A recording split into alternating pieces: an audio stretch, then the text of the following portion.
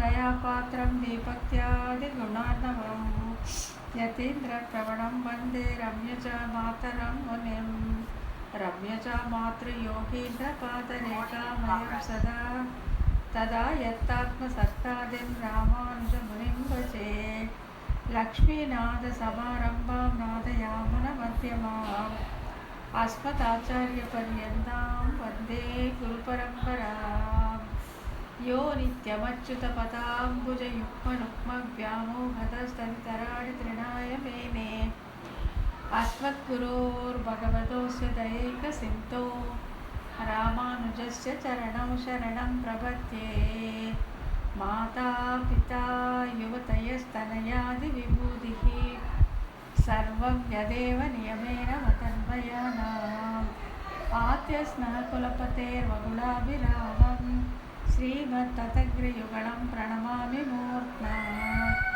भूतं सहश्च महदाह्वयभट्टनाद श्रीभक्तिसारकुलशेखरयोगिवाहान् भक्ताङ्घ्रिरेणुपरकालयतीन्द्रमिश्रान् श्रीमत्पराङ्कुशमुनिं प्रणतोऽस्मि नित्यम् श्रीमद्यतीन्द्रवरयोगिपदाब्जभृङ्गं श्रीवानशैलमुनिवर्यदयैकपात्रं नित्यादवेदशिखरोभयतत्त्वबोधं रामानुजं कलिजितं मुनिमाश्रयामः பணவாள் அரவணை பள்ளி கொள்பவர்க்கு எவ்வுயிரும் குணபோகம் என்று குறுகை கதிவன் உரைத்ததுய்ய உணர்பாவின் உட்பொருள் ஒன்றும் அறியாத உலகறிய மணவாளன் மாறன் மனமுரைத்தான் மண்முடும்பை வந்தே நாயனார் திருவடிகளே சரணம். அனைவருக்கும் வணக்கம். இன்னைக்கு நம்ம பார்க்க போகிறது சூத்திரம்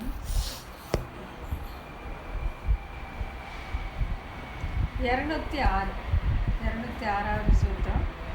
பக்கம் 205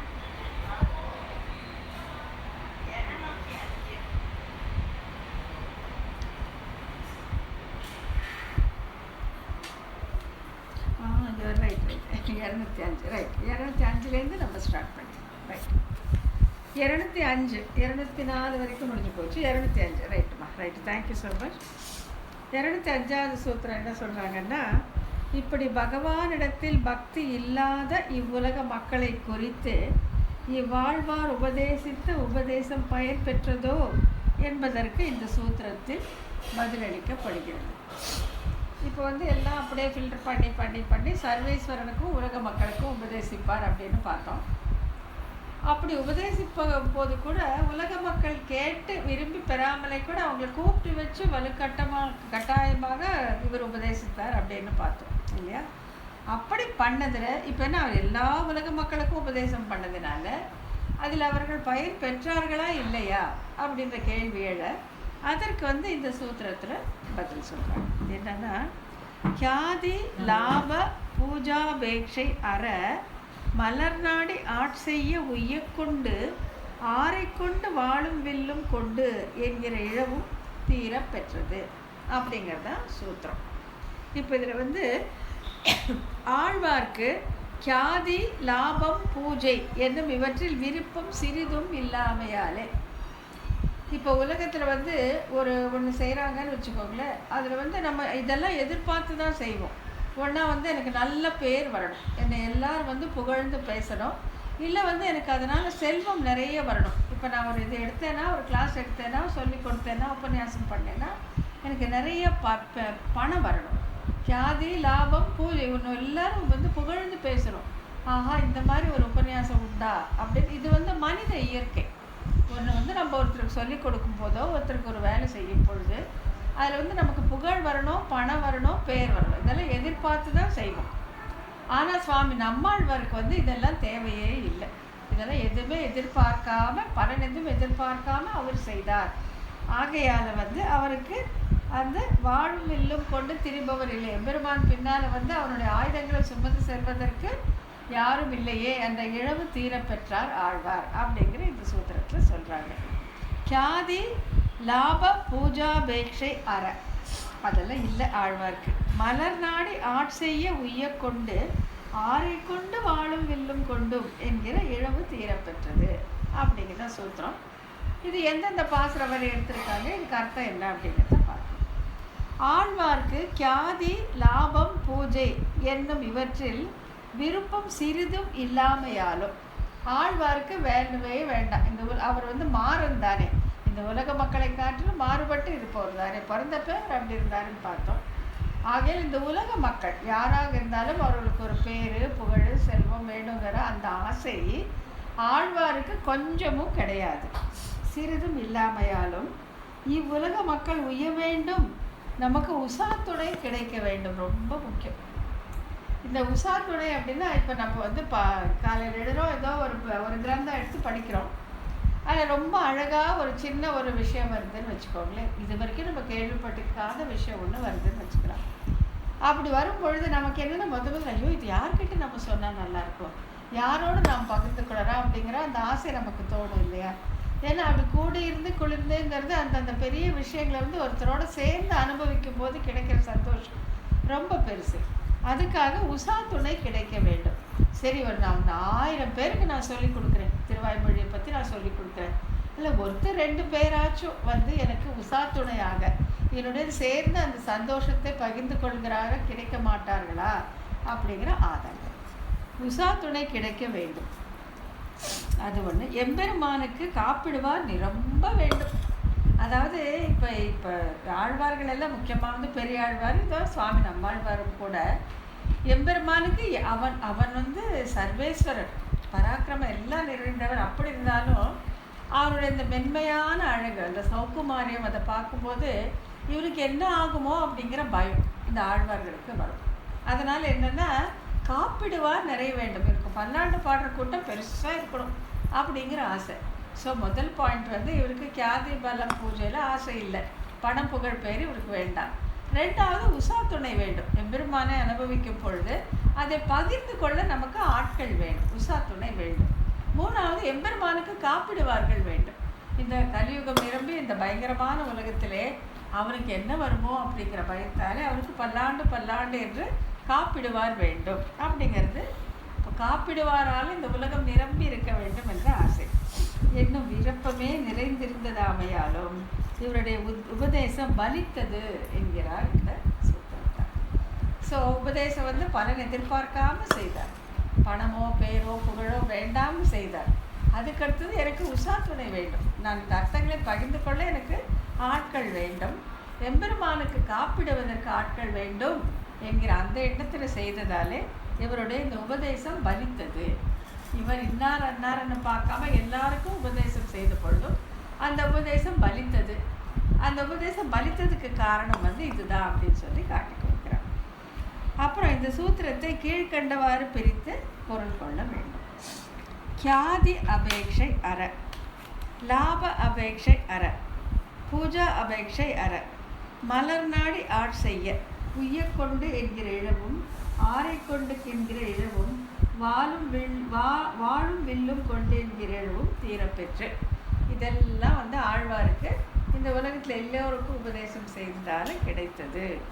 கியாதினா புகழ் பேர், லாபம்னா எந்த லாபம் இது, பூஜைனா அவர்களை அர்ச்சிக்க வேண்டும், பூஜை பண்ணி, அதாவது பணம் புகழ் பெருமை 3மே வரணும் அப்படின்ட்டு அந்த 3மே இல்லை. கியாதி அபேட்சை கிடையாது, லாப அபேட்சை கிடையாது, பூஜா அபேட்சை கிடையாது, மலர் நாடி ஆட்சை எம்பெருமானுக்கு கைங்கரியம் செய்ய உய்யக்கொண்டு என்கிற இழவும், உய்யக்கொண்டு என்கிற இழவும், ஆரை கொண்டு உசாகோ என்கிற இழவும், வாழும் வில்லும் கொண்டு என்கிற இழவும் தீரப்பெற்றது.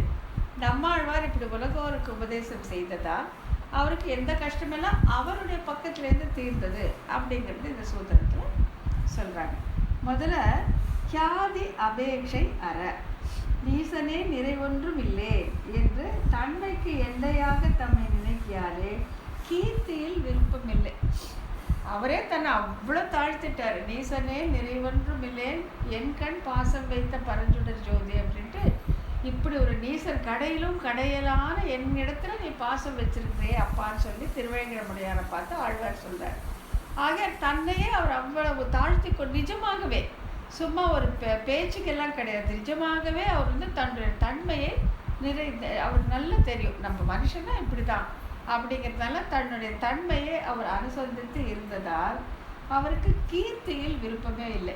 யாருமே போய் நம்மாழ்வார் ஆஹா நீங்கள் எவ்வளோ பெரியவங்க அப்படியா இப்படின்னு சொல்றதுல அவருக்கு அதில் ஒன்றும் அதில் அவருக்கு பலனே கிடையாது, தேவையே இல்லை. ஏன்னா அவர் வந்து தன்னை நீசனே நிறைவொன்றும் இல்லை அப்படின்னு தன்னை வந்து அவர் நல்லா ஜட்ஜு பண்ணி வச்சிருக்காரு. இப்போ இனி யாருன்னா வந்து அவரை இப்படி அப்படின்னு சொன்னால் அவர் இந்த காதில் வாங்கி அந்த காதில் விட்டுருவார். ஏன்னா அவருக்கு அது தேவையே கிடையாது. அடுத்தது லாப அபேட்சையற கொள்ளென்று கிளர்ந்து எழுந்த பெரும் செல்வம் நெருப்பாக அப்படின்னு சொல்லி இப்போ முன்னாலே கூட நம்ம பார்த்துருக்கோம். அதாவது செல்வம் வந்து காட்டு தீயை போன்றது. அதுதான் வந்து ஆத்மாவை இந்த எம்பெருமான் கிட்டேருந்து பிரிக்கிற வேலை எல்லாமே செய்யும். ஆகையால் ஆழ்வார்களுக்கும் ஆச்சாரியர்களுக்கும் அந்த செல்வம் வந்து பெரும் நெருப்பாக தோன்றுமே தவிர அதை கண்டிப்பாக ஆழ்வாரே இது சொல்லிக் கொடுங்க, உங்களுக்கு ஒரு 10 lakhs கொடுக்குறோன்னா ஐயோ சாமி வேண்டாம் நீ போன்னு சொல்லிடுவார். ஏன்னா அந்த செல்வம் எவ்வளவு தீமையை செய்யும் அப்படிங்கிறது ஆழ்வாருக்கு தெரியும். கொள்ளென்று கிளர்ந்து எழும் பெரும் செல்வம் நெருப்பாக, அந்த செல்வம் வந்து அவங்களுக்கு நெருப்பு மாதிரி தோணும் என்று செல்வத்தை நெருப்புக்கு சமமாக காண்கையாலே லாபத்தில் ஆசை இல்லை. இப்போ நீசனே நிறைவொன்றுமில்லைன்னு தன்னுடைய தன்மை அவருக்கு நன்றாக தெரிந்திருந்ததால் அவருக்கு கீர்த்தி புகழ்ந்து பேசுறதுல அவருக்கு நோக்கே கிடையாது. யாராலும் புகழ்ந்து பேசுகிறா பேசிட்டு போங்கன்னு இருந்துருவார். அதே மாதிரி செல்வத்தை வந்து நெருப்புக்கு சமமாக பாவித்து கொண்டிருந்ததால் நீங்கள் கோடி கோடியாக கொட்டி கொடுத்தாலும் ஆழ்வாருக்கு அதனால பயன் கிடையாது. அடுத்தது பூஜா அபேட்சையர். உங்களை சில பேருக்கு அந்த இது உண்டு, யாராவது நம்மளை புகழ்ந்து பேசிகிட்டே இருக்கணும், உன்ன மாதிரி இருக்கா இப்படியா அப்படியான்னு சொல்லி மாலை போட்டு மரியாதை பண்ணி பூஜை பண்ணணும்னு ஆசை நிறைய பேருக்கு இருக்கும். அது இல்லைன்னு சொல்லக்கூடியது ரொம்ப கம்மி. அதான பூஜா அபேட்சைய தொண்டர் தொண்டர் தொண்டர் தொண்டன் சடகோபனன் அடியார்க்கு அடியார்க்கு அடியார்க்கு நான் தான் அடியவர், எம்பெருமான விடுங்க, அவனுடைய அடியார்க்கு அடியார்க்கு அடியார்க்கு அடியார். அந்த தொண்டர்களிலே கடைசியில் கொண்டு போய் தம்மை வைத்துக் கொள்கிறார் சுவாமி நம்மாழ்வார். தொண்டர் தொண்டர் தொண்டர் தொண்டன் சடகோப்பன். அப்படிப்பட்ட சடகோப்பன் என்று பாகவதர்களுடைய அடிமை என்னும் எல்லையிலே நிற்கிறவர்களுக்கு தம்மை அடிமையாக நினைத்து ஓதவல்ல பிராக்கள் நம்மை ஆளுடையார்கள் பண்டே என்று இந்த திருவாய்மொழியினை கற்கின்றவர்களுக்கு தமக்கு தலைவர்களாகவும் நினைத்திருந்ததால் பூஜையில் விருப்பம் இல்லாமல் இருந்தார் ஆழ்வார். இப்போ நான் வந்து எனக்கு யாருன்னா சொல்கிறாங்கன்னு வச்சுக்கோங்களேன், அம்மா நீங்கள் வாங்க, நான் வந்து அவங்கள உட்கார வச்சு உங்களுக்கு பாத பூஜை எல்லாம் பண்ணி வாங்க நாங்கள் வந்து உங்களுக்கு பொன்னாடை போட்டு எல்லாம் பண்ணுறோன்னா அப்போ எப்போ அதில் மனசு போகுன்னா எனக்கு ஓரளவுக்கு இருக்குது அப்படிங்கிற அந்த பெருமை இருந்தால்தான். ஆனால் நான் அடியார்க்கு அடியார்க்கு அடியார்க்கு அடியார் தொண்டர்க்கெல்லாம் தொண்டன் இருக்கும்போது இது எனக்கு கீழே இன்னொருத்தர் இருந்தால்தானே எனக்கு பூஜை பண்ண முடியும். அந்த மாதிரி யாருமே இல்லை, நான் தான் எல்லாவற்றும் கிடையானவன், தொண்டர்க்கெல்லாம் தொண்டன் இருக்கும் பொழுது பூஜை அபேட்சை இல்லை. நீங்கள் என்னை போற்றி பாட வேண்டும் என்ற ஆசை வந்து ஆழ்வாருக்கு கிடையாது. ஆகையால் அவருக்கு கியாதி அபேட்சை இல்லை, லாப அபேட்சை இல்லை, பூஜா அபேட்சை இல்லை, அதாவது கீர்த்தி இல்லை, பெரும் பெயரை ஈட்ட வேண்டும் என்ற ஆசை இல்லை. ஏன்னால் தன்னை அவர் நீசனே நிறைவொன்றும் இல்லைன்னு வச்சிருக்காரு. லாப அபேட்சை செல்வத்தில் விருப்பமில்லை, ஏன்னா செல்வத்தை பெரும் நெருப்பாக நினைத்திருக்கிறார். பூஜா அபேட்சத்தை யாரும் போற்றி புகழ்ந்து பாட வேண்டும், பல்லக்கில் தூக்கிட்டு போடும் அப்படிங்கிற ஆசை அவருக்கு இல்லவே இல்லை. ஏன்னா தன்னை தொண்டர் தொண்டர் தொண்டர் தொண்டர் என்று அவர் தன்னை கடைசி தொண்டனாக வைத்திருப்பதால் அவருக்கு பூஜையிலும் அவருக்கு அபேட்சை இல்லை.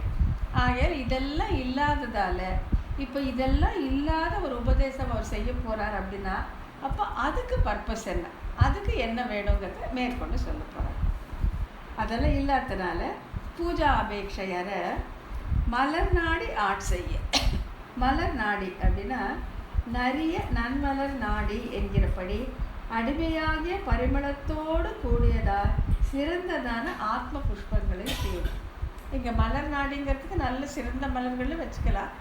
இங்கே வந்து அடிமைத்தன்மை உணர்ந்த அந்த ஆத்மா, எம்பெருமானுக்கு நான் சேஷப்பட்டவன் பாரதந்திரியப்பட்டவன் அந்த அடிமைத்தன்மை தெரிந்த அந்த மலர், அந்த அடிமைத்தன்மையை மனமாக கொண்ட அந்த ஆத்ம மலரை சமர்ப்பித்து, அதுதான் மலர் நாடே ஆட்செய்க.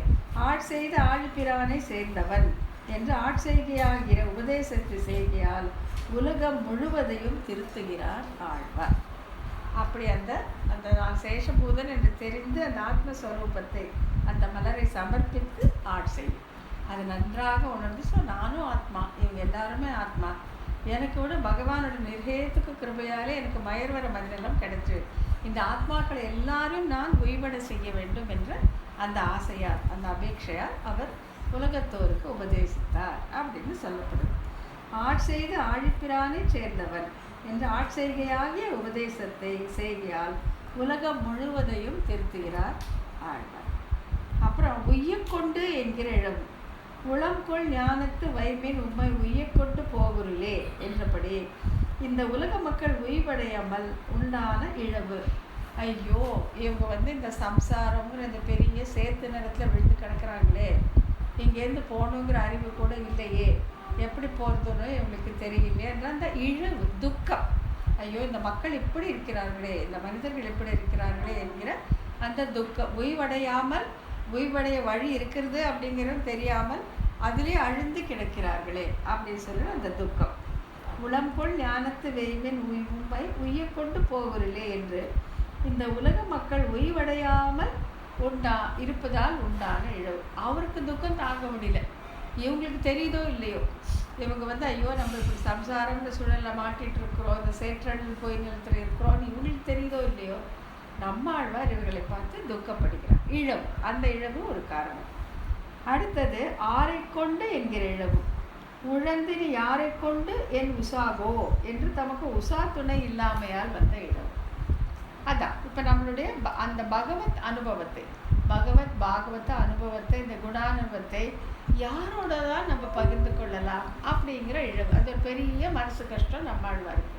இப்படி எல்லாருமே இப்படி ஈடுபட்டு எம்பெருமானுடைய குணங்களையும் அந்த வைபவத்தையும் கேட்டு நான் 2 சொன்னால் அவங்க 2 சொன்னோம், அந்த மாதிரி அந்த உஷா துணை இல்லையே என்கிற அந்த இழவு, அந்த நஷ்டமும். வாழும் வில்லும் கொண்டு என்கிற இழவு.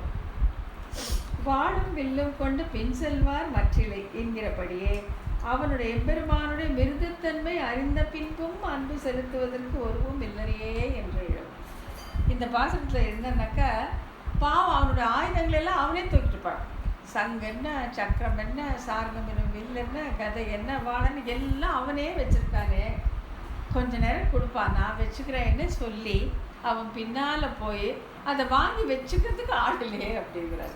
அவன் கொடுப்பான கொடுக்க மாட்டான், இருந்தாலும் அவனுடைய இந்த சௌகுமாரியம், மென்மை, இவ்வளோ மென்மையானவன் நம்முடைய ரக்ஷணத்தின் பொருட்டு இந்த வாளும் வில்லும் சங்கும் சக்கரமும் கதையும் எல்லாம் வச்சிருக்காரு. இந்த பஞ்சாயுதங்களை சுமந்து கொண்டே திரிகிறானே, அவன் பின்னாலே போய் அப்பா கொஞ்ச நேரம் கொடுறான் நான் வச்சுக்கிறேன் என்று அவருடைய மிருதுத்தன்மையை மனசிலே கொண்டு சொல்லுவார்கள் இல்லையே அப்படிங்கிற அந்த இழவு ஒன்று. வாழும் வில்லும் கொண்டு பின் செல்வார் மற்றில்லை. நீ பாட்டுக்கு போயிட்டே இரு, பின்னால் இருந்து நான் ஒன்று வாழும் வில்லம் நான் தூக்கிட்டு வரேன், சங்கு சக்கரங்களை நான் தூக்கிட்டு வரேன் அப்படின்னு சொல்வார் இல்லையே அப்படிங்கிற இழவு. வாழும் வில்லும் கொண்டு பின் செல்வார் மற்றில்லை என்கிறபடியே அவனுடைய எம்பெருமானுடைய மிருதுத்தன்மை அறிந்த பின்பும் அன்பு செலுத்துவதற்கு ஒருவும் இல்லையே என்கிற இழவு. ஸோ இப்போ என்னெல்லாம் ஒன்று, இந்த சம்சாரத்தில் இவர்கள் படும் துன்பத்தை காண்க முடியாத இழவு, உசாத்துணை இல்லையே என்கிற இழவு. எம்பெருமானுடைய இந்த மிருதுத்தன்மையை அறிந்தும் அவன் பின்னே சென்று அவருடைய ஆயுதங்களை வாங்கி வைத்துக் கொள்பவர்கள் இல்லையே என்கிற அந்த இழவு. அப்புறம் தீரப்பெற்றது. இதெல்லாம் ஆழ்வாருக்கு தீர்ந்துச்சு. எப்படி தீர்ந்துச்சு? இந்த உலகத்தோருக்கு உபதேசம் செய்து அதில் பலர் அவருடைய சீடர்களாக ஆனதுனால அவருக்கு அந்த இழவு தீரப்பெற்றது அப்படின்னு சொல்லிட்டு இதனால் எல்லாரும் ஓய்வு பெற்று தமக்கு உஷா துணையாய் அவனுக்கு வாழ்த்து கூறுகையாலே இந்த 3 இழவுகளும் தீரப்பெற்றன என்று விளக்கப்பட்டது. ஸோ உலகத்தாரும் ஓய்வடைந்தார்கள், தனக்கும் உஷா துணை கிடைச்சிது, எம்பெருமானுக்கு பரிவாரம் கிடைத்து விட்டார்கள். ஆகையால் இந்த 3ம் தீர்ந்தனால நம்மாழ்வாருடைய உபதேசம் பலித்தது அப்படின்னு சொல்கிறார். அடுத்தது குறிப்பு, மலர் நாடி என்கிற இதற்கு நிறைய நன்மலர் நாடி என்று திருப்பாசுர பகுதியை சொல்லும் போது எல்லா வியாக்கியானங்களிலும் பரிமளத்தை உடையதால் ஸ்லாக்கியமான புஷ்பங்கள் போலே ஆராய்ந்து சொன்ன 1000 என்று திருவாய்மொழிக்கே விசேடனமாக சொல்லியிருக்கிறாரே, இவருக்கு நினைவு ஆத்ம புஷ்பங்களை தேடி என்கிற இது என்று கொள்ள வேண்டும். அதாவது தான் சொல்ல, நிஜமான புஷ்பமாக கூட இருக்கலாம், ஆனால் வந்து இது அவர் வந்து இதில் பரிமளத்தை உடையதாய் ஸ்லாக்கியமான புஷ்பங்கள் போல ஆராய்ந்து சொன்ன 1000 பாசுரங்களை பற்றி அவர் சொல்லியிருக்கிறதுனாலே இந்த திருவாய்மொழிக்கே விசேடனமாக சொல்லியிருக்கையாலே இவர் நினைவுக்கு ஆத்ம புஷ்பங்கள் என்றே கொள்ள வேண்டும். சாதாரண பூ இல்லை, ஆத்மா என்கிற அந்த மலரையே தான் என்று கொள்ள வேண்டும். அன்றைக்கே மலர் நாடி என்ற இத்தொடரிலே நாடாத மலர் நாடி என்ற திருப்பாசுர பகுதியை நினைத்து அருளி செய்தார் என்று கொள்ளில் ஒரு விரோதமும் இல்லை. வாடாத மலரடி கீழ் வைக்கவே வகுகின்ற என்று கைங்கிற விஷயம் உண்டாகையாலே செய்ய என்பது அதனோடு சேரும். அதை என்ன சொல்கிறாங்கன்னா, சாதாரண புஷ்பத்தை சமர்ப்பித்ததாகவும் கொள்ளலாம். அப்படி கொண்டீர்களானால் இந்த நாடாத மலர் நாடி அப்படின்னு அதோடு சேரும். இல்லை ஆத்ம மலர்களை தான் சமர்ப்பித்தார் அப்படின்னு நீங்கள் கொண்டீங்கன்னாக்கா கைங்கேற விஷயம் உண்டாகையாலே செய்ய என்பதோடு சேரும். அப்படின்னு ரெண்டாவும் வைக்கலாம். நல்ல அழகான மலர்கள் செவ்வியான புஷ்பங்களும் வைக்கலாம். இல்லை அடிமைத்தனத்தை உணர்ந்து அந்த ஆத்மாவை மலராக சமர்ப்பிக்கிறார் என்று 2 விதமாகவும் வைத்துக்கொள்ளலாம் அப்படின்னு இங்கே சொல்லியிருக்கிறாங்க. அடுத்தது 206வது பாசுரம். இப்படி உபதேசம் பலித்ததாகில் கர்மங்களை செய்வதனால் ஈட்டப்படும் பலன்கள் சிறியவை, நிலையில்லாதவை என்று அறிந்து இறைவன் கர்மங்களை செய்வதனால் பெறக்கடவன் அல்லன் என்று அறிந்த பிராமணன் வெறுப்பை அடைகிறார். இது வந்து முண்டகோபனிஷத்தில் சொல்லப்பட்டிருக்கு. என்கிறபடியே கர்மங்களின் பலன் இவ்வுலக இன்பங்களை சிறுமை நிலையாமை முதலிய குற்றங்களை நித்தியனான பரமாத்மாவானவன் கர்மங்களை செய்வதனால் அடைய முடியாதவன் என்பதையும் நினைத்ததால் உண்டான வெறுப்போடே ஐம்பொறிகளையும் மனத்தில் அடக்குதல் முதலிய ஆத்ம குணங்கள் உடையவனாய் கையுறை கொண்டவனாய் கொண்டு வேதங்களை கற்ற மறையோர் பிரம்மனிஷ்டனான ஆச்சாரியனை வழிபட அவ்வாச்சாரியனும் ஒருவரிடம் குருகுலம் செய்யாதவனுக்கு சொல்லக்கூடாது என்கிறபடியே ஓராண்டு பரீட்சை செய்து பெண்ணை உபதேசிக்க கடவன் என்று சொல்கிற நூல் முறையிலே இவ்வுலக மக்கள் வழிபட்டு வந்து கேட்க இவர் உபதேசித்தார் கொண்டால் என்ன என்னும் வினா அவருக்கு விடை அழுதி செய்கிறார் என்று சூத்திரம். இங்கே என்ன சொல்ல வராங்க அப்படின்னா, அதாவது பல பிறவிகளாக கர்மத்தை பண்ணுறது, அதில் பலனை அனுபவிக்கிறது, இப்படியே போகும் பொழுது அந்த பிராமணர்களுக்கு, அந்த நல்ல ஒரு அறிவுள்ள அந்த ஜீவர்களுக்கு என்ன தெரியுதுன்னா, இந்த கர்மத்தால் இறைவன் அடையப்படுவதே இல்லை, இதில் பிரயோஜனமே இல்லை அப்படின்னு அந்த கர்மங்கள் மீது வெறுப்படைகின்றன. அப்படி ஆனவுடனே அவங்க என்ன பண்ணுறாங்கன்னா, இதிலிருந்து விடுபட வழி என்ன என்பதை யோசித்து வேதங்களை படித்து கற்று எல்லாம் பண்ணி அந்த பிரம்மத்தை அடைவதற்கான வழியை சென்று அடைகிறார்கள். ஸோ அப்படி ஒரு மனநிலை வந்தவர் என்ன செய்கிறான்னா, அப்படிப்பட்ட பிரம்ம ஞானியை, அப்படிப்பட்ட குருவை தேடி சென்று ஒரு வருட காலம் அங்கே குருகுல வாசம் செய்து அதற்கு பின் அவர்களிடமிருந்து எல்லா உபதேசத்தை பெற்று பிரம்மனிஷ்டனாய் பிரம்மத்தை அடைகிறான். அதுதான் வழி. ஸோ இப்போ நம்ம வந்து இதே எக்ஸாம்பிள், இதே உதாரணத்தை ஆழ்வார்களுக்கும் இந்த உலக மக்களுக்கும் வைத்து பார்க்கலாமா அப்படின்னு யோசிக்கிறாங்க. ஆழ்வார் ஒரு பிரம்மஞானி, அப்படி பிரம்மனிஷ்டத்தை வச்சுக்கலாம். இப்போ இந்த இருக்காங்களே இந்த உலக மக்கள் எல்லாம் இவரே கூப்பிட்டு உபதேசம் பண்ணார் இல்லை, இவங்க எல்லாம் ஆழ்வார்கிட்ட ஒரு வருஷம் குருகுல வாசம் பண்ணி கற்றார்களோ அப்படி வச்சுக்கலாமா? இது நம்மாழ்வார் பிரம்மனிஷ்ட பிரம்மஞானி இங்கே வந்தாங்க இல்லையா, இப்போ இவரெல்லாம் உபதேசம் பண்ணார் இல்லையா, இவர்கள் எல்லோருமே அதே போல் எப்படி அந்த பிரம்மனிஷ்டராக வேண்டும் என்பதற்கு முன்னால் அந்த ஒரு வருஷம் குருகுல வாசம் பண்ணினார்கள் அப்படின்னு வச்சுக்கலாமா அப்படின்னு ஒரு கேள்வி எழுப்பி அதற்கு பதில் சொல்கிறார். இவர் நம்மாழ்வார் வந்து பிரம்மனிஷ்டரா, அந்த இருக்கவங்கெல்லாம் குருகுல வாசம் ஒரு சம்பத்திரம் ஒரு வருஷம் குருகுல வாசம் பண்ணால்தான் அதற்கு பின் தான் வந்து அந்த ஆச்சாரியர் வந்து பிரம்ம விதையை கற்றுக் கொடுக்க துவங்குவார். அப்படி வச்சுக்கலாமா? நம்மாழ்வார் வந்து ஒரு பிரம்மனிஷ்டர், இவங்கெல்லாம் இந்த வந்த உலக மக்கள் எல்லாம் ஒரு வருஷம் குருகுல வாசம் பண்ணி அதுக்கப்புறம் திருவாய்மொழி கற்றுட்டாங்கன்னு வச்சுக்கலாமா அப்படிங்கிற கேள்வி கேட்டு அதற்கு ரொம்ப அழகாக இதில் பதில் சொல்கிறாங்க. என்னென்னா, பிரம்மனிஷ்டரும் சம்பத்திர வாசிகளும் ஆகில் ஏ பாவம் பயனென்றாகிலும் சேராது அப்படின்னு ரொம்ப அழகாக சொல்லிடுறாரு. நம்மாழ்வார் பிரம்மனிஷ்டரும் இல்லை, இவங்கெல்லாம் ஒரு சம்பத்திரம் போய் அங்கேருந்து இவங்க குருகுல வாசம் பண்ணவும் இல்லை, அது ரெண்டுமே கிடையாது அப்படின்ட்டு அதுக்கு உள்ளே இருந்தே அதுக்கு வந்து பிரமாணத்தை எடுக்கிறாங்க. அதுக்கான சான்றுகளை எடுத்து காட்டுகிறார். என்னென்னா, பிரம்மனிஷ்டரும் சம்பத்திர வாசிகளும் ஆகில், சப்போஸிங் பிரம்மனிஷ்டராக நம்மாழ்வார்னா இல்லை சேராது, அதே மாதிரி அவருடைய இந்த சீடர்கள் எல்லாம் சம்பத்திரவாசிகள் எல்லாம் அதுவும் சேராது. ஏன் அப்படின்னா பாவம் பயனென்றாகிலும் அப்படின்ட்டு அந்த 2 பாசுர வரிகளை எடுத்து அதை இங்கே நிரூபணம் பண்ணுறார். நம்மாழ்வார் பிரம்மனிஷ்டரும் கிடையாது.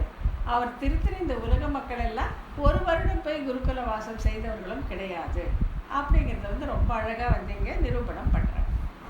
இந்த சூத்திரத்தை உபதேசிக்கும் ஆழ்வார் பிரம்மனிஷ்டராகில் பாவம் சேராது.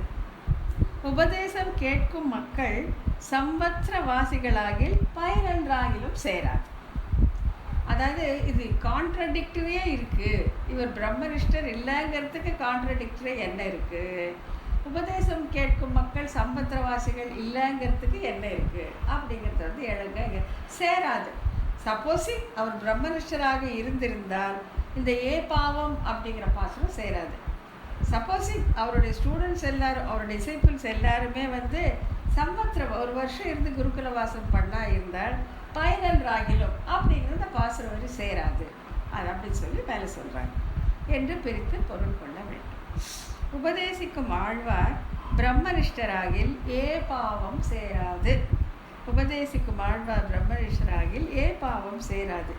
உபதேசிக்கிறவரான ஆழ்வார் முறையாக சேர்ந்தவனுக்கு ஒழிய மற்றையோருக்கு உபதேசிக்க மாட்டோம் என்று கூறும் பிரம்மனிஷ்டராக இருந்தார். சப்போஸிங் அவர் நம்மாழ்வார் ஸ்கூல் ஆஃப் வேதா அப்படின்னு வச்சுக்கலாம், ஆஃப் திராவிட வேதம்னு வச்சுக்கலாம். இங்கே சேர்றவனுக்கு, இங்கே என்கிட்ட உபதேசம் கேட்கிறவனுக்கு இந்த ஒரு வருஷம் இருந்திருக்கணும், இல்லாட்டி நான் அந்த தகுதி இல்லாட்டி போதிக்க மாட்டேன் அப்படின்னு சொல்லக்கூடியவராக இருந்திருந்தால் பாவம் பரமே அந்த பாசனம் செல்லாது அப்படின்ட்டு அது எப்படின்னு சொல்கிறாங்க.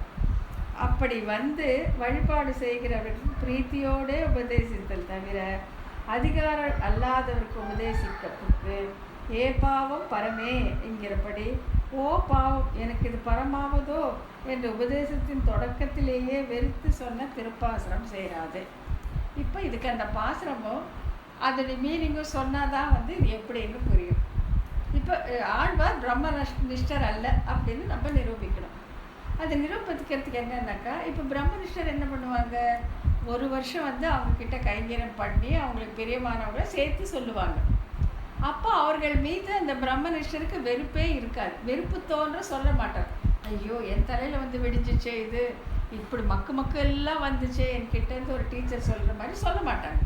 ஆனால் நம்மாழ்வார் சொல்கிறார், இந்த குறிப்பிட்ட பாசுரத்தை அவர் சொல்கிறார், பாவம் பரமே அப்படின்னு சொல்கிறாரு.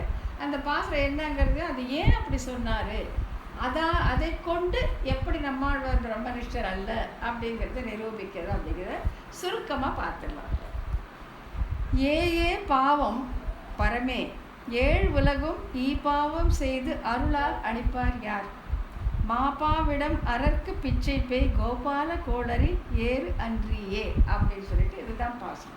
இதில் அந்த வேர்டு வருது, பாவம் பரமே அப்படின்னு சொல்லிட்டு.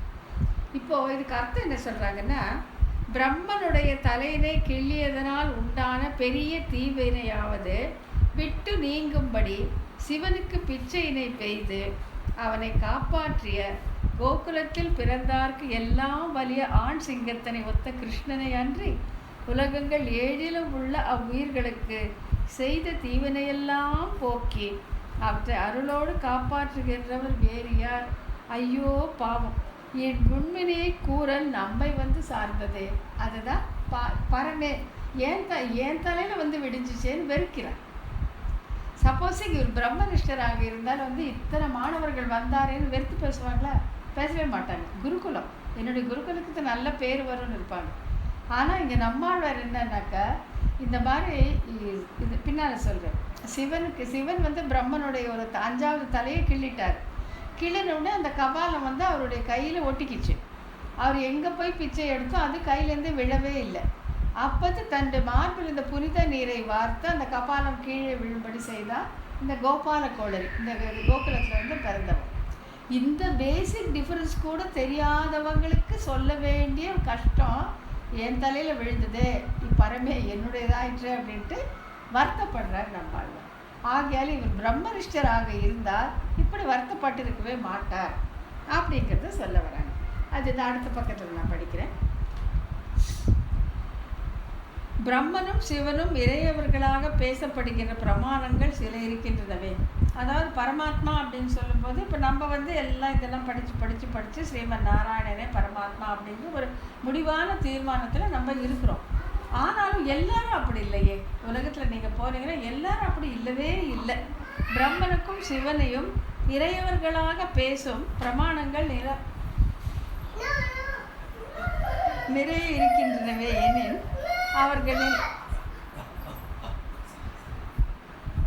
அவர்கள் நிலையை ஆராய்ந்தால் தலை அறுப்பாரும் தலை அறுப்புண்டு நிற்பாருமாக இருக்கிறார்கள். தலை அறுப்பார் யாரு? சிவன். அறுப்புண்டு நிற்பார் யாரு? பிரம்மன். பிரம்மனுக்கு 5 தலை இருந்துச்சு. அதில் ஒன்று சிவன் கிள்ளி எறிந்துட்டார். ஆகையால் தலை அறுப்பாரும் அறுப்புண்டு இருப்பாரும். அறுப்புண்டு இருப்பார் யாரு? பிரம்மன். அறுப்பார் யாரு? சிவன் இருக்கார். ஆக அவர்கள் ஆபத்தினை போக்கி காத்தளிக்கிறான் இவன். இவன் என்ன பண்ணுறான்? அவன் பிரம்மாவையும் காப்பாற்றி சிவன் கையில் ஒட்டின கபாலத்தையும் போக்குறான். அவர்களோ இவனோ சர்வேஸ்வரன். இப்போ அவர்கள் சர்வேஸ்வரர்களா இவன் சர்வேஸ்வரனான் இதை சொல்ல வேண்டிய இந்த கஷ்டமான இந்த வேலை அவனுடைய குணத்தையே அனுபவிச்சு இருக்கலான்னு இருக்கிற என்னுடைய தலையில் விழுந்ததே பரமே, என் தலையில் விழுந்ததே என்று இவர் கஷ்டப்படுறார். ஆகையால் இவர் பிரம்மனிஷ்டர் அல்ல அப்படின்னு சொல்லி ப்ரூவ் பண்ணுறாங்க. பிரம்மனிஷ்டராக இருந்தாக்கா அவர் எல்லாம் சொல்லி கொடுப்பார். ஆகையால் இது அனுபவத்திலே இருக்கணும்னு நினச்ச எனக்கு இந்த பேசிக் இந்த அடிப்படை வித்தியாசம் சர்வேஸ்வரன் யாரு கூட தெரியாத இவர்களுக்கு உபதேசம் செய்ய வேண்டிய பாரம் என் தலையில் விழுந்தது. பாவம் பரமே, என்னுடைய பரம் ஆயிற்று அப்படின்னு சொல்கிறார். அப்படின்னாக்கா ஏ என்றது ஓ என்றபடி இதனால் துக்கத்தின் மிகுதியை குறிக்கிறார். வருத்தப்படுறார் நம்மாழ்வார். ஏன் தலையில் விடிஞ்சிச்சே அப்படின்ட்டு. ஏ பாவம், ரத்தனத்திற்கும் காட்டில் உலர்ந்து கிடக்கும் வரட்டிக்கும் வேறுபாடு ஒன்று எல்லாம் சொல்ல வேண்டுவதே. இப்படி அதிர்ச்சி என்னுடைய நிலைமை. மாணிக்கத்துக்கும் ரத்தனத்திற்கும் வரட்டிக்கும் வித்தியாசம் சொல்லி கொடுக்க வேண்டிய நிலைமை எனக்கு வந்துருச்சு. எனக்கு என்ன ஆசை? எம்பெருமானுடைய குணத்தையே அனுபவிக்கணும்னு ஆசை. ஆனால் இவர்களை திருத்த வேண்டிய வேலை எனக்கு வந்ததே. வேறுபாடு உண்டு என்று சொல்ல வேண்டுவதே என்று மக்கள் சிற்றறிவினர்களாக இருந்தலேன் பகவானுடைய பரத்வத்தை விளக்க வேண்டி இருக்கிறதே என்னும் இன்னாப்பாலே அது சொல்ல முடியாத துக்கத்தாலே என்னே பாவம், இது என் பரம் ஆயிற்று. பகவானுடைய குணங்களை அனுபவிக்க ஒழிய இது நமக்கு கடமை ஆவதே, இது நாம் செய்யக்கூடியபடி மேலே வீழ்ந்ததே அப்படின்னு வருது. இப்போ இது வரைக்கும் தெரிஞ்சுக்கலாம். அதாவது சர்வேஸ்வரன் யாருன்னு சொல்ல வேண்டிய நிலையில் இருக்கக்கூடிய மக்கள் அதையும் இதையும் படிச்சுட்டு யார் சர்வேஸ்வரன் யார் பரமாத்மா என்று தெரியாமல் குழம்பி நிற்கும் இவர்களுக்கு நான் உபதேசம் செய்ய வேண்டிய அந்த பாரம் என் தலையில் விழுந்ததே அப்படின்னு நம்மளோட இன்னாப்பாகிறார். ரொம்ப வருத்தப்படுறார். சப்போஸ் இவர் பிரம்மனிஷ்டராக இருந்தால் இந்த மாதிரி வருத்தப்பட மாட்டார் அப்படின்னு சொல்லி. ஏன்னா பிரம்மனிஷ்டர் எல்லாம் கிரமமாக வேதத்துலேருந்து ஆரம்பித்து எல்லாம் சொல்லிக் கொடுப்பாங்க. ஆகையால் இவர் பிரம்மனிஷ்டர் அல்ல அப்படிங்கிறத இந்த பாசுரத்தை கொண்டு துணையாக கொண்டு சொல்லிக் கொடுக்குறாங்க. அதுதான் என்னுடைய அனுபவத்துக்கு தடையாக இப்படி ஒரு கஷ்டம் பரமே என் பரமானதே என் தலையில் விழுந்துச்சே அப்படின்ட்டு கொஞ்சம் பேட் ஸ்டூடெண்ட்ஸ் வச்சு கொடுத்தா டீச்சர் எப்படி வருத்தப்படுவாங்களோ அந்த மாதிரி இது என்னுடைய பாரமாக ஆயிற்று அப்படின்ட்டு நம்மாழ்வார் வருத்தப்படுகிறார். இப்போ படிக்கிறேன், புரிஞ்சுக்கலாம். இருந்தாலும் கொஞ்சம் கஷ்டப்பட்டு யோசித்து பார்த்தா புரிஞ்சிடும். உபதேசிக்கும் ஆழ்வார் பிரம்மனிஷ்டராகில், அவர் பிரம்மனிஷ்டராக இருந்திருந்தால் ஏன் பாவம் சேராது. இந்த பாசுரம் அவருடைய அந்த இயல்புக்கு பொருந்தாது. அதாவது உபதேசிக்கிறவரான ஆழ்வார் முறையாக சேர்ந்தவனுக்கொழிய மற்ற பேருக்கு உபதேசிக்க மாட்டோம் என்னும் கூறும் பிரம்மனிஷ்டராக இருந்தார். பிரம்மனிஷ்டரை கரெக்டாக அந்த 1 வருஷம் வேலை பண்ணி அது எல்லா தகுதி இருக்கிறவங்கள கொண்டு சேர்த்து சொல்லுவாங்க. அப்படிப்பட்டவராக இருந்திருந்தால் ஆழ்வார் அப்படி வழிபாடு செய்கின்றவர்களுக்கு பிரீத்தியோடு உபதேசத்தில் தவிர அதிகாரிகள் அல்லாதவருக்கு உபதேசிக்க புக்கு ஏ பாவம் பரமே என்கிறபடியே ஓ பாவம் இது எனக்கு பரம் ஆவதே என்று உபதேசத்தின் தொடக்கத்திலேயே வெறுத்து சொன்னது சேராது. அந்த மாதிரி இப்போ புரியுதுங்களா? அதாவது பிரம்மனிஷ்டர் இல்லை அப்படிங்கிறதுக்கு இது சொல்கிறாங்க. பிரம்மனிஷ்டரை அவங்க கரெக்டாக தேர்ந்தெடுப்பாங்க இல்லையா? அதிகாரிகள் இல்லாதவர்களை தேர்ந்து கைகிரம் பண்ணாங்களா, 1 வருஷம் இருந்தாங்களா, அதெல்லாம் பார்த்து எடுக்கிறதுனால அவங்கக்கிட்ட வெறுப்பு தோன்ற பேச மாட்டார்கள். பிரம்மனிஷ்டர் வந்து இப்போ தாங்க சேர்த்துக்கிட்ட அந்த வித்தியார்த்திகள்கிட்ட வெறுப்புத்தோன்னு பேச மாட்டாங்க. ஆனால் ஆழ்வாருக்கு என்ன, இப்படியும் அப்படியும் எல்லாம் இருக்குங்க. அதாவது பரமாத்மா யாருன்னே ஒரு நிர்ணயம் இல்லாதவங்களுக்கு, காட்டிலே கிடக்கும் வரட்டிக்கும் மாணிக்கத்திற்கும் வேறுபாடு தெரியாத இந்த கூட்டத்திற்கு சொல்ல வேண்டியது பகவானுடைய குணானுபவத்திலே இருக்க வேண்டும் என்கிற எனக்கு வந்து அமைந்ததே, என்னுடைய பாரமாக ஆயிற்று அப்படின்னு வருத்தப்படுவதால ஆழ்வார் பிரம்மனிஷ்டர் இல்லை அப்படின்னு சொல்லிடுறாங்க. அடுத்தது, உபதேசம் கேட்கும் மக்கள் சம்வத்சரவாசிகளாகில் பயனன்றாகிலும் சேராது. இது பயனன்றாகிலும் அப்படின்னு கண்ணினும் சிறுத்தாம்பு அப்படின்னு மதுரகவி ஆழ்வார் அருளி செய்த திவ்ய பிரபந்தத்தில் இருக்கு. மதுரகவி ஆழ்வார் தேவு மற்ற அறியேன் குருகூர் நம்பி பாவம் இன்னிசை பாடி திருவனே அப்படின்ட்டு ஆழ்வாரை தவிர இன்னொரு தெய்வத்தையே அவருக்கு தெரியாது. அவர் என்ன சொல்றாரு, பயனன்றாகிலும் பாங்கல்லர் ஆகிலும் செயல் நன்றாக திருத்தி பணிக்கொள்வார் அப்படின்னு சொல்லியிருக்காரு.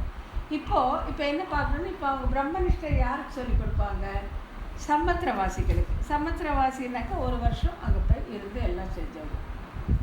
இப்போ ஆச்சாரியர் நம்மாழ்வார் பிரம்மனிஷ்டர் இல்லைங்கிறது ப்ரூவ் பண்ணியாச்சு. சப்போஸிங் ஒரு கால் வந்து இவருடைய சிஷ்யர்கள் எல்லாமே ஒரு கால் சம்மத்திரவாசிகளோ அவங்க வந்து இவர்கிட்ட கைங்கரம் பண்ணி கற்றுக்கிறாங்களோ அப்படின்னாக்கா மதுரகவி ஆழ்வார் சொன்னது பொருந்தாது. பயனன்றாகிலும் பாங்கல்லராகிலும் செயலன்றாக திருத்தி படிக்கொள்வார்.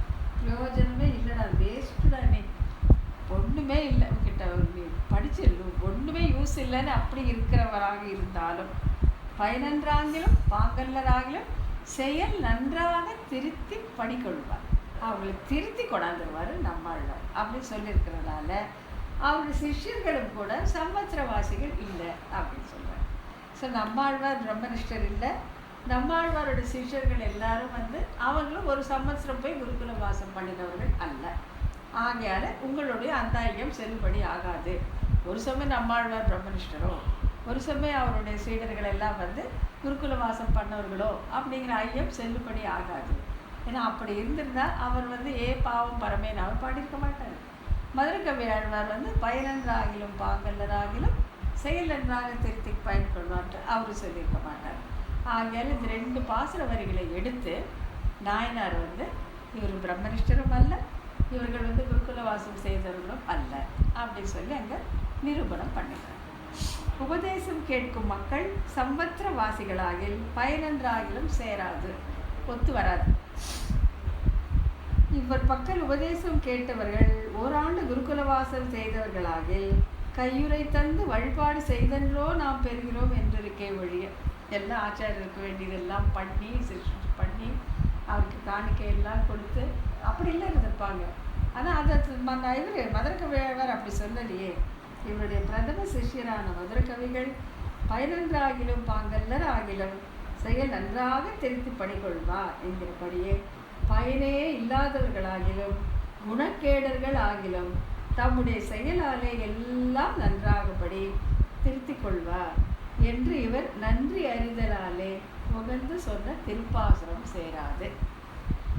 வேஸ்ட், ஒன்றுமே இல்லை, எதுவுமே இல்லை. என்ன குணக்கேடராக இருக்கட்டும், எந்த பயனே இல்லாதவர் இருக்கட்டும், தம்முடைய செயலாலே எல்லாம் நன்றாக ஆகும்படி திருத்தி கொள்வார் என்று இவர் நன்றி அறிவிக்கிறார். பயில் நன்றாகிலும் பாங்கல்லராகிலும் செயல் நன்றாக திருத்தி பணிகொள்வான் குயில் நின்று ஆர்பொருள் சூழ் குருகூர் நம்பி முயல்கின்றேன் உந்தன் மொய்களுக்கு அன்பையே அப்படிங்கிறது அந்த பாசம். நன்றி அறிவிக்கிறார் மதுரகவியாழ்வார் வந்து பையனே இல்லை பாங்கே இல்லை அப்படி இருந்த என்னை திருத்தி பணிக்கொண்டீர்கள், முயல்கின்றேன் உந்தன் மொய்களுக்கு அன்பையே, உன்னுடைய திருவடிக்கு நான் என்னதான் கொடுப்பேன்ட்டு யோசிச்சு முடியவே இல்லையா. அதாவது ஆச்சாரம் செய்யக்கூடிய அந்த கிருபைக்கு கிருத்தஜத்தை நன்றி தெரிவிக்க ஒரு சீடனால் முடியவே முடியாது.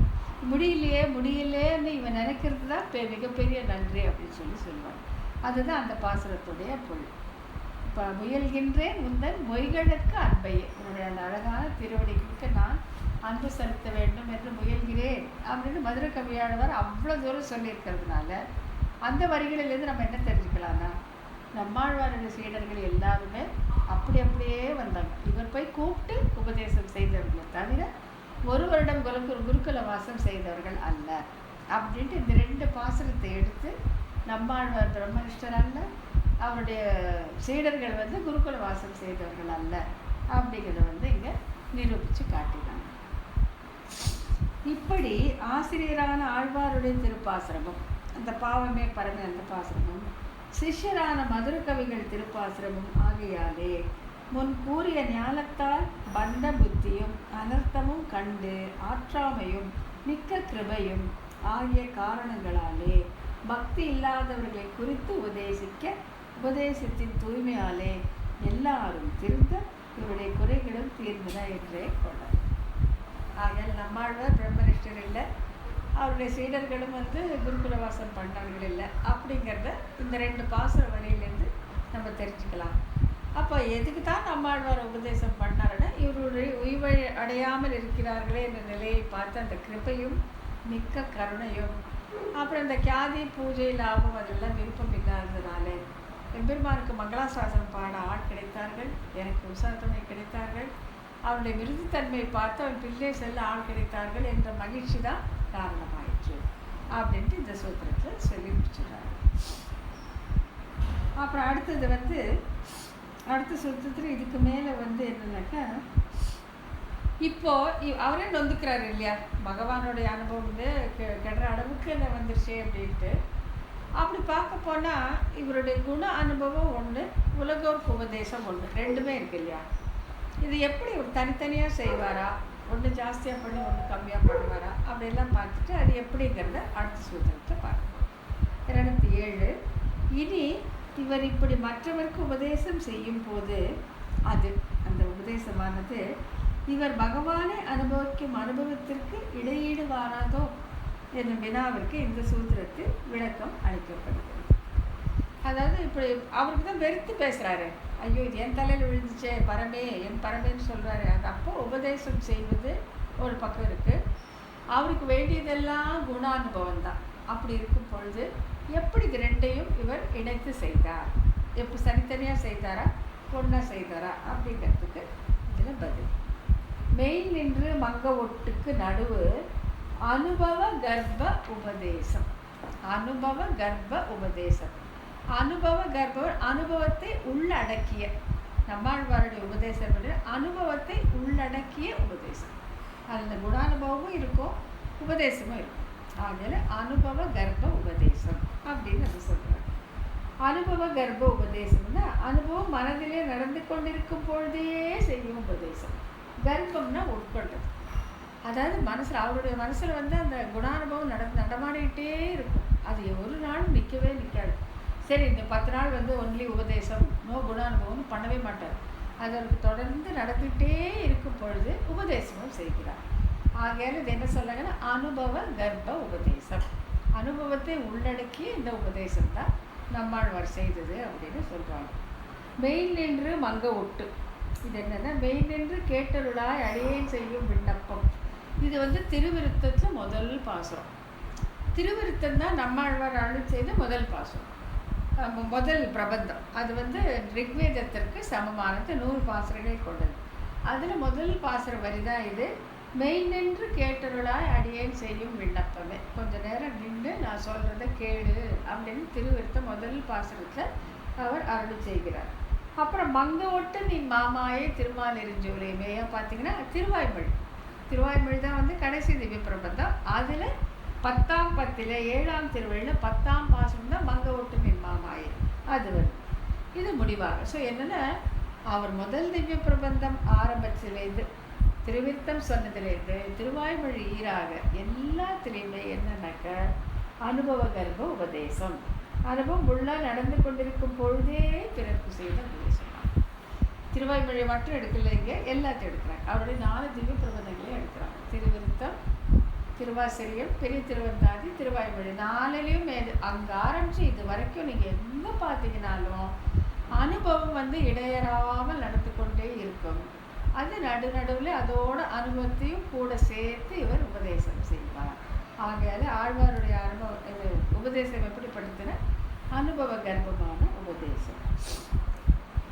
இவருக்கு அனுபவ கர்ப்பமான உபதேசமும் உபதேச கர்ப்பமான அனுபவமும் செல்லும் என்றே அன்றோ நம் முதலைகள் அருளி செய்வது. முதலைகள்லாம் நம்மளுடைய ஆச்சாரங்கள், இதுவும் இருக்கும் அதுவும் இருக்கும்.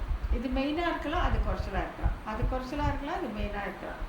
அனுபவ கர்ப்பமான உபதேசம், உபதேச கர்ப்பமான அனுபவம், ரெண்டுமே இவருக்கு இடைவிடாமல் செல்லும் என்று நம்முடைய முதலிகள், நம்முடைய ஆச்சாரியர்கள் காட்டி கொடுத்திருக்கிறார்கள். ஆகையால் இவருடைய அனுபவத்திற்கு இடையீடு ஒரு பாடும் இல்லை என்றோம். பெருமாளுடைய அனுபவம் இல்லை நம்மாழ்வாருக்கு, அதெல்லாம் ஒரு பக்கம் மூட்டை கட்டி வச்சுட்டு இந்த பக்கம் உலகத்துக்கு உபதேசம் செய்து அது கிடையவே கிடையாது. ரெண்டும் பேரலாம் போயிட்டே இருக்கும். அது இதில் கலந்துருக்கும், இது அதில் கலந்து. ஆகையால் அவருக்கு அனுபவம் இல்லாத போச்சுங்கிறது எப்போவுமே கிடையாது அப்படின்னு சொல்லி இந்த சூத்திரத்தில் சொல்லிடுறாங்க. அடுத்த சூத்திரம் சின்னது, அது மட்டும் சிம்பிளாக பார்த்துக்கலாம். ஏன்னா அதுக்கு அடுத்த சூத்திரம் ரொம்ப விரிவானது. அது அப்படி ஆக இப்படி இவருடைய பரோபதேச விஷயங்களும் உபதேசத்திற்கு காரணங்களும் உபதேசம் பயன் பெற்றதும் அந்த உபதேசம்தான் அனுபவத்தை விட்டு இராது என்பதும் சொல்லப்பட்டது. இதெல்லாம் இத்தனை விஷயங்கள் தான் இத்தனை சூத்திரங்களை நம்ம பார்த்தோம். பரோபதேச விஷயங்கள், பரோபதேசம் என்ன பண்ணார், அதுக்கு காரணம் என்ன, அந்த உபதேசம் பயன் பெற்றதா இல்லையா, அந்த உபதேசம்தான் அனுபவத்தை விட்டு இராது எல்லா விஷயங்களும் இதுவரையும் சொல்லப்பட்டது.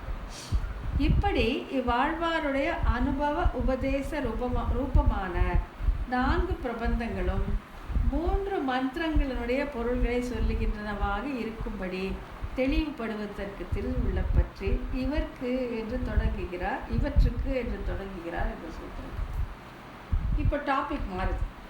இப்போ இது இவ்வளோ நேரம் உபதேசம்னா என்ன, யாருக்கு உபதேசம் பண்ணுவார், எப்படி பண்ணுவாருங்கிறது நிறைய பார்த்துட்டோம். இப்போ தலைப்பே மாறுது. என்ன சொன்னாக்கா, இப்படி பண்ணாரே பிரபந்தங்கள், இதுக்கு என்ன அர்த்தம் அப்படின்னு சொன்னால், நம்ம ஸ்ரீ வைஷ்ணவர்கள் முக்கியமாக நினைக்கக்கூடிய 3 ரகசியங்கள், ரகசிய திரயம்னு சொல்கிறோம் இல்லை, ஆழ்வார் நமக்கு ஆச்சாரியர் நமக்கு உபதேசிக்கக்கூடிய அந்த 3 மந்திரங்கள் உடைய பொருள் இவருடைய இந்த 4 திவ்ய பிரபந்தங்களில் எப்படி இருக்கும் அப்படிங்கிறத இனிமேல் நமக்கு காட்ட போகிறாங்க. இச்சூத்திரத்தை இவற்றுக்கு மந்திர விதி அனுசந்தான ரகசியங்களோடே சேர்த்தி 3 வச்சுக்கணும். மந்திர விதி அனுசந்தான முறை ரகசியங்களோடே சேர்த்து. எதுக்கு சேர்த்து? திருவாய்மொழிக்கு இந்த 3 விஷயங்களோடு சேர்த்து. ஒன்றுனா மந்திரம், அனுசந்தானம் மற்றும் விதி அப்படின்னு சொல்லிட்டு இந்த 3ஓடு சேர்த்து. இப்போ இந்த 3 மந்திரங்களை எது மந்திரம், எது அனுசந்தானம், எது விதி அப்படின்னு சொல்லிட்டு இந்த திவ்ய பிரபந்தங்கள் எதோடு சேரும் அப்படிங்கிறத காட்டி கொடுக்க போகிறாங்க. கொஞ்சம் கஷ்டமான பகுதி தான், நம்ம மெதுவாக கூட பார்த்துக்கலாம். இந்த சூத்திரத்தை மந்திர ரகசியம், விதி ரகசியம், அனுசந்தான ரகசியம் என்று கூட்டிக்கொள்ள வேண்டும். மந்திர ரகசியம் திருமந்திரம். இப்போ நம்ம ஆச்சாரியர்கிட்ட போய் பஞ்சசம்ஸ்காரம் பண்ணும்போது 3 மந்திரங்கள் சொல்லித்தர்றாங்க இல்லையா. ஒன்று திருமந்திரம், ஒன்று துவயம், இன்னொன்று சரம ஸ்லோகம். இதை 3 ஆச்சாரியர் நம்மளை பக்கத்தில் கூப்பிட்டு நம்ம காதுக்குள்ளே உபதேசம் பண்ணுவாங்க. இதுதான் இந்த ரகசிய திரயம் அப்படின்னு பேர். 3 மந்திரம். அதில் ஒன்று மந்திர ரகசியம், அதில் திருமந்திரம். ஓம் நமோ நாராயணாய என்கிற திருமந்திரம் தான், அதுதான் மந்திர ரகசியம். விதி ரகசியம். விதினா ஒரு ஆர்டர் போடுறான், பெருமாள் ஆர்டர் போடுறான். அது என்னன்னா சரம ஸ்லோகம். ஏன்னா அது என்ன சொல்கிறான், சர்வதர்மான் பரித்யஜ்ய மாமேகம் சரணம் பிரஜ அப்படின்ட்டு ஆர்டர் போடுறான். எல்லாத்தையும் விடு, மோட்ச சாதனைகளை விட்டுட்டு என்னையே பற்றுன்னு ஒரு ஆர்டர் போடுறான், ஒரு ஆணை எடுக்கிறான். ஆகையால் அது விதி ரகசியம். சரம ஸ்லோகம் விதி ரகசியம். அனுசந்தான ரகசியம்னா சரி ஓகே, மந்திரம் இருக்குது, விதியும் இருக்குது, எப்படி கேரி அவுட் பண்ணுறது, ப்ராக்டிக்கல் எப்படின்னா அதுதான் துவயம். ஸ்ரீமன் நாராயண சரணம் சரணம் பிரபத்தியே ஸ்ரீமதே நாராயணாய நமக. திருமகளோடு கூடியிருக்கிற அந்த எம்பெருமானை சரணமாக பற்றுகிறேன் அப்படின்ட்டு அனுஷ்டானம், ப்ராக்டிக்கல் எப்படி பண்ணுறதுங்க. ஆகியால மந்திர ரகசியம், விதி ரகசியம் மற்றும் அனுசந்தான ரகசியம். இவற்றுக்கு இது எது ஈக்குவல்னு சொல்கிறாங்க. ஆழ்வாருடைய அந்த 4 திவ்ய பிரபந்தங்கள் இதில் எதுக்கு ஈக்குவல் அப்படின்னு சொல்கிறாங்க. மெயின் என்று மங்க ஒட்டு நடுவென்று மேலே சொல்லப்பட்ட இந்த பிரபந்தங்கள் 4ற்கும் திருவிருத்தம், திருவாசிரியம், பெரிய திருவந்தாதி, திருவாய்மொழி என்பன. இவற்றிற்கு அந்த நம்மாழ்வார் அருளி செய்த 4 திவ்ய பிரபந்தங்கள் இதெல்லாம் திருவிருத்தம், திரு ஆசிரியம், பெரிய திருவந்தாதி மற்றும் திருவாய்மொழி என்கிற 4. மந்திர ரகசியத்தோடு எல்லா சாஸ்திரங்களுக்கும் தாத்பரியமான ஐம்பொருளையும் ஐயம் திரிவு சொல்லுகின்றவையான வேதங்கள் முதலிய எல்லா திருவஷ்டாட்சரத்துள் இருக்கின்றன என்னும்படி எல்லா சாஸ்திரங்களையும் சுருக்கமான திருமந்திரம். திருமந்திரத்தில் எல்லா வேதத்திலும் இருக்கக்கூடிய எல்லா அர்த்தமும் அதுக்குள்ளே அடங்கி இருக்கு. அது ஒன்று தான். அதுக்கு மந்திர ராஜம் அப்படின்னு பேர். எல்லாம் இருக்குது. நம்ம அந்த ஓம் நமோ நாராயணாய அப்படின்னு சொல்லிட்டா எல்லாமே எல்லா வேத சாரமும் அதற்குள்ளே அடங்கி இருக்கிறது. ஐம்பொருள்லாம் நமக்கு தெரியும். அர்த்த பஞ்சக ஞானம் சொன்ன இல்லையா, ஐம்பொருள் அறிவு, அதுவும் அதில் அடங்கியிருக்கு. ஐம்பொருள் அறிவு வேதத்தினால் நம்ம அறிகிறோம். அதுவும் எதுக்குள்ளே அடங்கியிருக்கு? அதுவும் இந்த திருவெற்றெழுத்துக்குள்ளே அடங்கியிருக்கு அப்படின்னு சொல்கிறாங்க. விதி ரகசியத்தோடு விதியை இறைவனை உபாயமாக பற்றுவதனை அங்கத்தோடு விதிக்கிற சரமஸ்லோகம். எம்பெருமானை எப்படி பற்றுது? சர்வதர்மான் பரித்தேச்ச, எல்லா மோட்ச தர்மங்களையும் விட்டுட்டு என்னை பற்று, மாமேகம் சரணம் பிரச்ச அப்படின்னு சொல்கிறேன். விதி, ஆர்டர், ஆணை அங்கே தெரியுது. இறைவனை உபாயமாக பற்றுவதனை அங்கத்தோடு விதிக்கிற சரமஸ்லோகம். சர்வதர்மான் பரித்தேச்ச, மற்ற மோட்ச தெய்வங்களை முற்றுமாக விட்டுவிட்டு என்னை உபாயமாக பற்று அப்படிங்கிற விதி வாக்கியம். அனுசந்தான ரகசியத்தோடு இறைவனை பற்றும் முறையும் பேரான கைங்கரிய பிரார்த்தனையும் முறையாக தெளிவுபடுத்தி கொண்டானின்ற பொழுதுபோக்கிற்கும் போகத்திற்கும் சாரத்தை அறிந்த பெரியோர்களாலே எப்பொழுதும் அனுசந்தானம் செய்யப்படும் துவயமும் ஆகிய இந்த ரகசியங்கள் மூன்றினோடே சேர்த்து ஆழ்வாருடைய 4 பிரபந்தங்கள் இந்த 3 மந்திரங்களோட சேர்த்து. துவயம்னா அதுதான் அனுசந்தானம். எப்படி பண்ணுறதுன்னு அனுஷ்டானமும் அனுசந்தானம். அனுஷ்டானம் ஸ்ரீமன் நாராயண சரணம் பிரபத்தே, திருமகளோடு கூடிய எம்பெருமானை உபாயமாக அவன் திருவடிகளிலே பற்றுகிறேன். எதுக்கு? ஸ்ரீமதே நாராயணாய நமஹ. அந்த 2 பேருக்கும் அந்த சேர்த்துக்கு கைங்கரியம் தான் வேணும், வேற ஒன்றுமே வேண்டாம் அப்படிங்கிறது அந்த 2 வாக்கியங்களில் வந்துடுது. ஆகையால் அது என்னன்னு நம்ம பூர்வாச்சாரியர்கள் எல்லாம் என்னன்னாக்கா பொழுதுபோக்கு இருக்குது. அவங்களுக்கு பொழுது போகிறதே துவயத்தை சொல்லிதான். அது அந்த பூர்வாச்சாரியர்கள் அந்த உதட்டை பார்த்தா அப்படியே காற்றுல வேலை ஆடுற மாதிரி ஆடிட்டே இருக்குமா. என்னென்னா இந்த துவயத்தை அனுசந்தானம் பண்ணிகிட்டே இருப்பாங்க. போக்கியமாக அப்படி ஒரு அனுபவிக்கத்தக்கது போகத்திற்குமாக சாரத்தை அறிந்த பெரியோர்களாலே எப்பொழுதும் அனுசந்தானம் செய்யப்படும். ஆச்சாரியர்களெல்லாம் எப்போ பார்த்தாலும் இந்த துவயத்தை அனுசந்தானம் பண்ணிக்கொண்டே இருப்பார்கள். சரணாகதி ஒரு முறை தானே சொல்கிறோம். அப்போ துவயத்தை ஒரு முறை தானே சொல்லணும்னா அது ரைட்டு, ஓகே. ஆனால் அதில் இருக்க அந்த இனிமை, அதனால் திருப்பி திருப்பி திருப்பி சொல்லிகிட்டே இருப்பாங்க. அதான் கூரத்தாழ்வாருக்கு துவய அனுசந்தானம் எப்படின்னா, ஒரு இளவரசருக்கு பச்சை கற்பூரத்தோடு சேர்ந்த தாம்பூலத்தை போன்றதான். ஒரு இளவரசர் சாப்பிட்டப்புறம் அந்த பச்சை கற்பூரத்தோடு சேர்ந்த தாம்பூலம் இருந்தால் தான் அவனுக்கு ரசிக்குமா. அந்த மாதிரி கூரத்தாழ்வாருக்கு இந்த துவய அனுசந்தானம் அப்படின்னு சொல்லுவாங்க. பொழுதுபோக்காக போகமாக அந்த சார்ந்து அறிந்த பெரியோர்களால் நமக்கு கற்பிக்கப்பட்டது இந்த துவயம். ஆகையால் திருமந்திரத்தோட சரமஸ்லோகத்தோட துவயத்தோட நம்மாழ்வாருடைய இந்த 4 பிரபந்தங்களுக்கும் சீர்த்தி உண்டு. எது எப்படி ஏன் அப்படிங்கிறத பின்னால் ரொம்ப விவரமாக ஒரு 2-3 சூத்திரத்தை சொல்லியிருக்காங்க. நம்ம இது வரைக்கும் நிற்க வச்சுக்கலாம். அடுத்தது போனால் ரொம்ப பெருசாக போயிடும். ஆகையால் இது வரைக்கும் நம்ம நிற்க வச்சுட்டு பார்த்துக்கலாம். இது வரைக்கும் எதுவும் சந்தேகம் இருந்தால் கேட்டுக்கலாம். ஏன்னா இது 2-3 முறை படிக்கும்போது புரிஞ்சிடும் எப்படி இந்த 3ம் இந்த 4ம் சம்மந்தப்பட்டது அப்படிங்கிறத பார்த்தா தெரிஞ்சிடும். எல்லாமே இதில் அடக்கும். எல்லாமே நம்ம லைஃப் மொத்தம் இந்த உலகத்திலும் அடுத்த உலகத்திலும் எல்லாமே இதுக்குள்ளே அடக்கும். இந்த 3 மந்திரங்களுக்குள்ளே அந்த 3 மந்திரங்களுக்கு சேர்த்தியாக இருக்கக்கூடிய ஆழ்வாருடைய 4 திவ்ய பிரபந்தங்கள் எல்லாம் அடங்கும். தனியாக வேதத்துக்கு போய் பார்க்க வேண்டிய அவசியமே இல்லை. அப்படிப்பட்ட விஷயம் இது அடுத்தது இன்னும் கொஞ்சம் விரிவாக பார்த்துக்கணும். எப்படி, அதாவது நம்மாழ்வாருடைய எந்த பிரபந்தத்தில் திருமந்திரத்தின் பொருள் இருக்குது, எந்த பிரபந்தத்தில் சரமஸ்லோகத்தின் பொருள் இருக்குது, எந்த பிரபந்தத்தில் துவயத்தோட பொருள் இருக்குது, நல்லா விரிவாக பிரித்து காட்டியிருக்காங்க. நல்லா அனுபவித்து பார்க்க வேண்டிய ஒரு விஷயம். மெதுவாக படிச்சுக்கலாம். கிளாஸ் கேட்டுட்டாலும் சரி, அதுக்கப்புறம் தெரிந்தாக்கா எல்லாம் நமக்கு தெரிஞ்ச மாதிரி ஒரு அனுபவம் நமக்கு கிடைக்கும். இன்றைக்கி தொடர் முடிச்சுக்கலாம். அடியேன் ராமாயணம்.